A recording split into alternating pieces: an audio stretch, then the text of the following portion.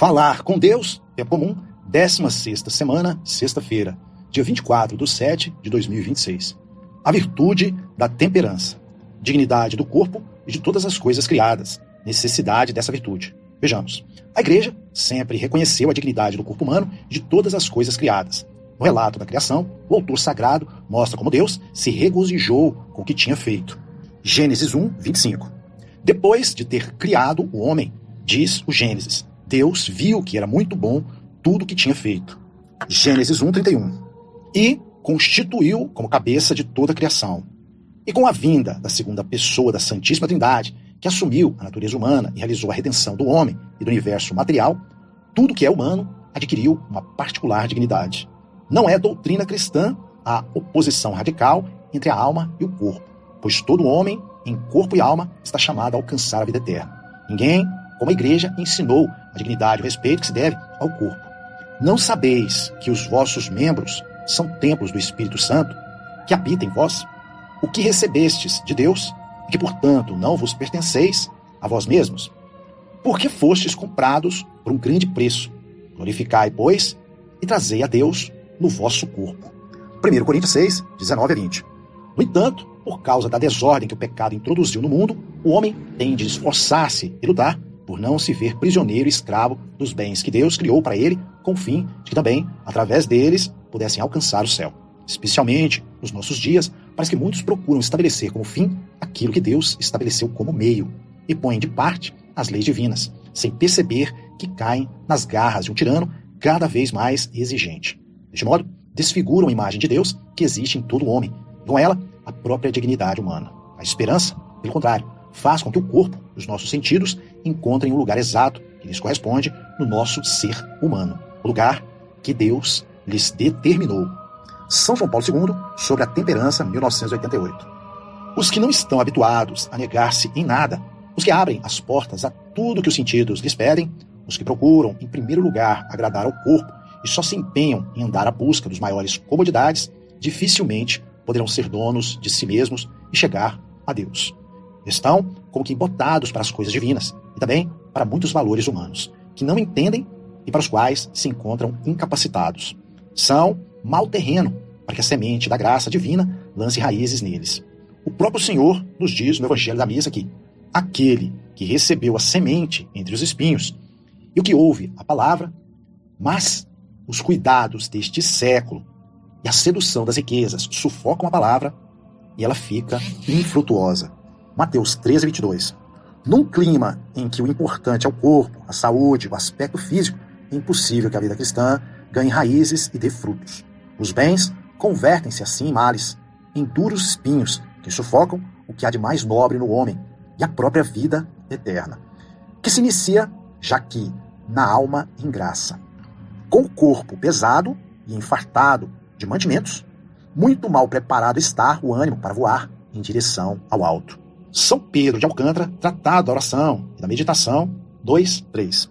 Temos que estar atentos para não nos deixarmos levar por essa ânsia desmedida de bem-estar que está presente em muitos setores do mundo atual, nos quais se pensa que o ápice da vida e do triunfo consiste em ter mais e em ostentar aquilo que se possui. O nosso verdadeiro êxito está em sermos fiéis àquilo que Deus quer de nós e em alcançarmos a vida eterna. Nós sabemos que o nosso coração só pode saciar-se em Deus, pois está feito para a eternidade. E as coisas terrenas sempre o deixarão insatisfeito, frustrado e triste. A temperança humaniza o homem e possibilita a sua plenitude. Desprendimento dos bens, dar exemplo. Vejamos. A nossa mãe, a Igreja, recorda-nos continuamente a necessidade da temperança, que impede que a semente lançada no coração fique sufocada. Temos que estar vigilantes, pois, se examinarmos a orientação que a nossa cultura moderna vai tomando, verificaremos que conduz a um certo hedonismo, a vida fácil, a um certo empenho por eliminar a cruz do nosso horizonte. E essa tendência ameaça muitos de nós. Paulo VI, Colossões, 1966. A temperança humaniza o homem porque, se abandona à satisfação dos seus instintos, acaba por parecer-se com um trem descarrilhado. Perde o eixo, sai dos trilhos e fica impossibilitado de prosseguir a viagem. Nessas circunstâncias, o que é mais nobre no homem, a inteligência e a vontade, fica submetido ao que é menos, ao instinto e às paixões. Viver a virtude da temperança não é repressão, mas moderação harmônica. É um hábito que se adquire por meio de muitos pequenos atos que disciplinam os prazeres, mesmo os lícitos, e orientam os bens sensíveis para o fim último do homem. Quem vive essa virtude sabe prescindir do que faz mal à sua alma e a perceber-se de que o sacrifício é apenas aparente. Por quê?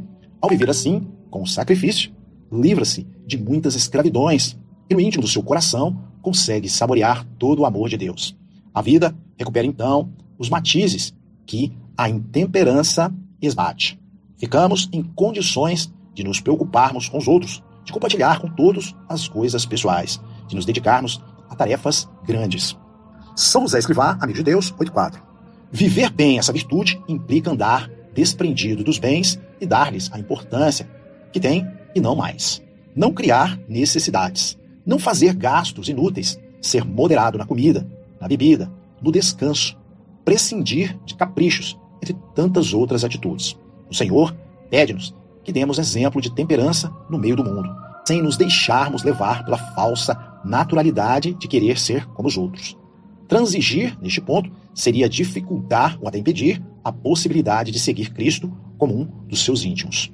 Com a nossa vida, temos de mostrar a muitos que o homem vale mais pelo que é do que pelo que tem. Sírio Vaticano II, Constituição, Gaudium et Spes, número 35. Temos de fazê-lo com o exemplo de uma vida sóbria e temperada. De modo especial, os pais devem ensinar e ajudar os filhos a crescer uma justa liberdade diante dos bens materiais, adotando um estilo de vida simples e austero. São João Paulo II, Exortação Apostólica Familiaris Consortio, 1981, número 37. Algumas manifestações de temperança. Vejamos. A virtude da temperança tem que impregnar toda a vida do cristão, desde as comodidades do lar até os instrumentos de trabalho, e as maneiras de divertir-se. Para descansar, por exemplo, não é necessário geralmente fazer grandes gastos nem longas viagens. Dá exemplo de temperança aquele que sabe usar moderadamente da televisão e, em geral, dos instrumentos de conforto que a técnica oferece, sem estar excessivamente pendente do seu próprio bem-estar. Muitos parecem viver exclusivamente para passar a vida rodeados do maior bem-estar possível. Nos nossos dias, também se pode dizer de certas pessoas que o seu Deus é o ventre. Filipenses 3,19. Pela preocupação que põe nos assuntos da comida e da bebida. Pessoa sóbria é aquela que modera o uso dos alimentos, evita comer fora de horas e por capricho. Não procura pratos mais requintados, estes por aquele restaurante, entregando em gastos desproporcionais, não consome quantidades excessivas. Atualmente, come mais do que precisas. E esta fartura, que muitas vezes te produz lassidão e incomodidade física, torna-te incapaz de saborear os bens sobrenaturais e entorpece o teu entendimento. Que boa virtude, mesmo para a terra, é a temperança. São José Escrivá, Caminho, 682. Ainda que muitas destas manifestações de gula não sejam pecado grave, no entanto, são ofensas a Deus, que debilitam a vontade e acabam por ser uma recusa dessa vida austera, alegre e desprendida que o Senhor nos pede. São os espinhos que afogam a boa semente, levam a uma vida de tibieza e de desinteresse e apatia pelos bens espirituais, especialmente pelos divinos. A Igreja dá à sobriedade um valor e sentido mais alto quando nos convida a encarar os alimentos como um dom de Deus e aconselha a bênção à mesa e ação de graças depois das refeições. Santo Tomás sublinha que, embora a sobriedade e a temperança sejam necessárias a todos, são-no de maneira particular aos jovens, pela sua inclinação para uma sensualidade. Às mulheres, aos anciãos, que devem dar exemplos, aos ministros da Igreja e aos governantes, para que possam exercer os seus cargos com sabedoria. Santo Tomás, Suma Teológica, segunda, questão 149 a 4. A temperança refere-se também à moderação da curiosidade, do falar sem medida, das piadas nas conversas. Penso, afirma o Papa São João Paulo II, que essa virtude exige também de cada um de nós uma humildade específica em relação aos dons que Deus colocou na natureza humana. Eu diria a humanidade do corpo e a do coração, que tão bem se compaginam com a rejeição da ostentação e da vaidade nécia. São João Paulo II, sobre a temperança, 1988. A temperança é uma grande defesa contra a agressividade de um ambiente polarizado nos bens materiais. Além disso, prepara para receber, como terra boa, as monções do Espírito Santo e é um meio indispensável para levarmos a cabo um apostolado eficaz no meio do mundo. Ave Maria, cheia de graça, o Senhor é convosco. Bendita sois vós entre as mulheres, e bendito é o fruto do vosso ventre, Jesus. Santa Maria, Mãe de Deus, rogai por nós, pecadores, agora e na hora de nossa morte. Amém.